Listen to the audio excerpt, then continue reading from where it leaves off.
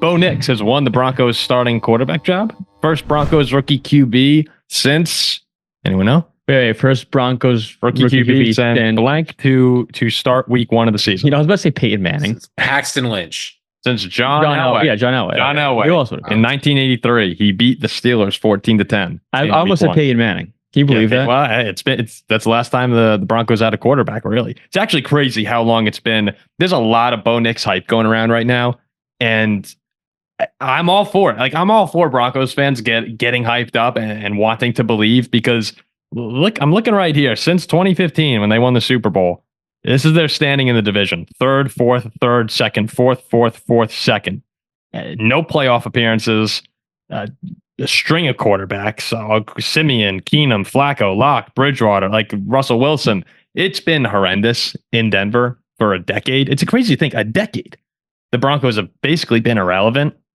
And if Bo Nix looks good in the preseason and that people want to get excited, even if it's against backups, I'm all for it. Here are his numbers before we get into this.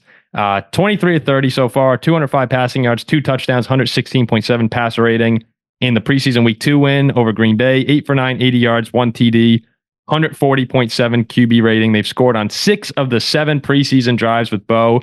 Field goal, touchdown, tight end fumble, field goal, touchdown, field goal, touchdown. So a lot of hype. And Ziggy, you said before we got on that Broncos fans weren't going to be very happy with what you had to say.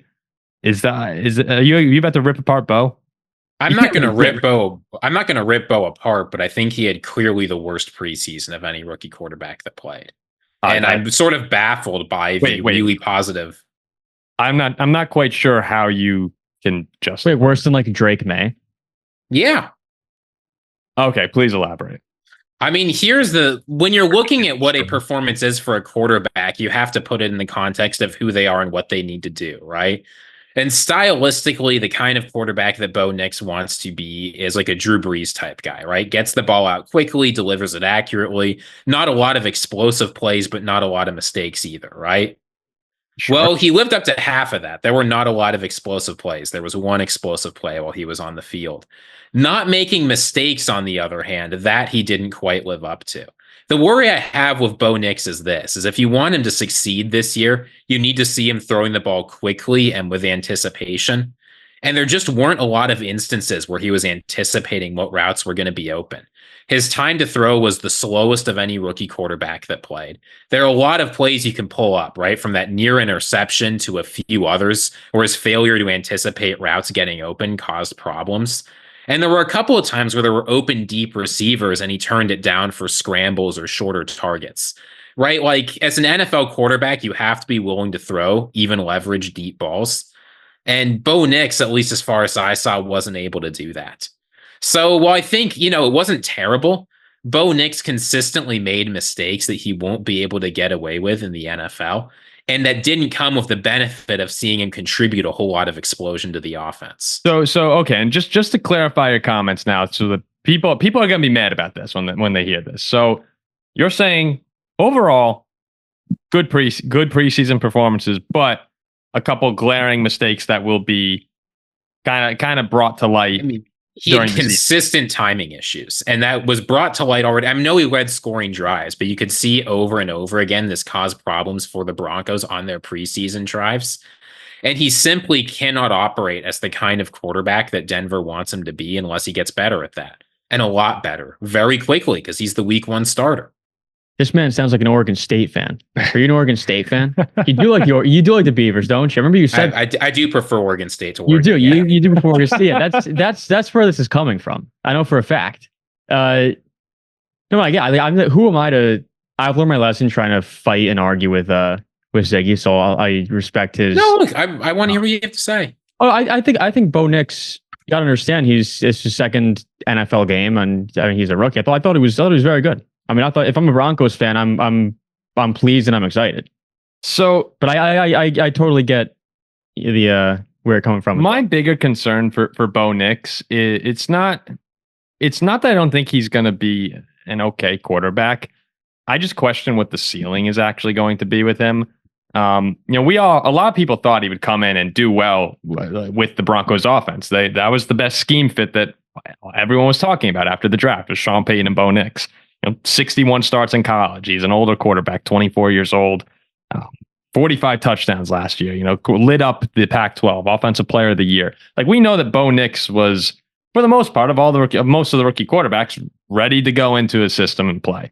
And what I question, though, is, and this kind of goes back and ties in a little bit with what you're saying, Ziggy, is, if he's going to just be checking down and a little late here or there, like, the Broncos will move the ball during the season. Like, they'll go down the field, but how good can the Broncos really be with Bo?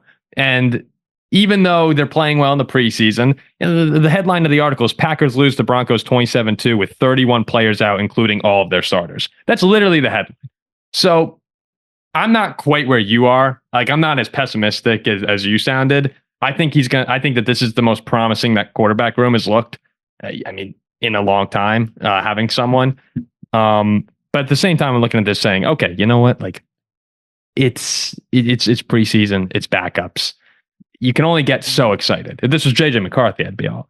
Also but that's kind of Bo Nix' game. It was that at Oregon too. It's not deep down the field. It's guys in space, shorter passes, that's what the intermediate. Broncos want. But Ziggy's saying he's struggling there. No, if you've got an open guy on a mesh concept and you don't throw it to the guy deep and you don't throw it to the guy underneath, and instead you wait too long and scramble and get a couple of yards, like, that's not going to cut it in this kind of system he needs to play in. What made Drew Brees so effective was that pre-snap, post-snap, the ball was always right where it needed to be on time.